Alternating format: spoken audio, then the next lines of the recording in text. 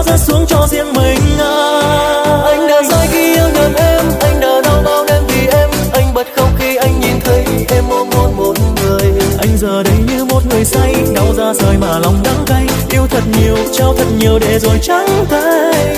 Thôi thì anh đây không được mấy khi mình trao con tim nhầm tay. Qua ngày mai em không còn đây, anh chẳng muốn tồn tại. Yêu thật lòng không quen được đâu, anh là người mua vui từ lâu. Tình yêu dù đẹp đến mấy cũng chẳng còn gì sau câu chia tay. Lệ rơi anh thấy đắng lòng.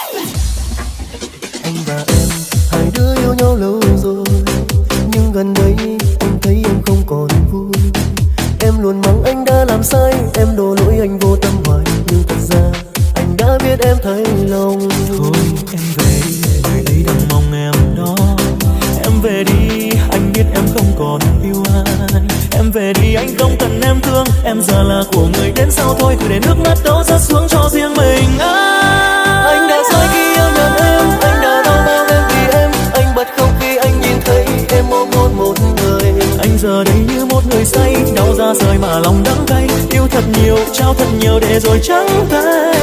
Thôi thì anh đây không được mấy khi mình trao con tim nhầm tay. Qua ngày mai em không còn đây, anh chẳng muốn tồn tại. Yêu thật lòng không quen được đâu, anh là người mua vui từ lâu. Tình yêu dù đẹp đến mấy cũng chẳng còn gì sau câu chia tay. Anh đã sai khi yêu nhầm em, anh đã đau đau em vì em. Anh bật khóc khi anh nhìn thấy em ôm hôn một người. Anh giờ đây như một người say, đau ra rời mà lòng đắng cay. Yêu cho thật nhiều để rồi trắng tay. Thôi thì anh đây không được mấy khi mình trao con tim nhầm tay. Qua ngày mai em không còn đây, anh chẳng muốn tồn tại. Yêu thật lòng không quen được đâu, anh là người mua vui từ lâu. Tình yêu dù đẹp đến mấy cũng chẳng còn gì sau câu chia tay.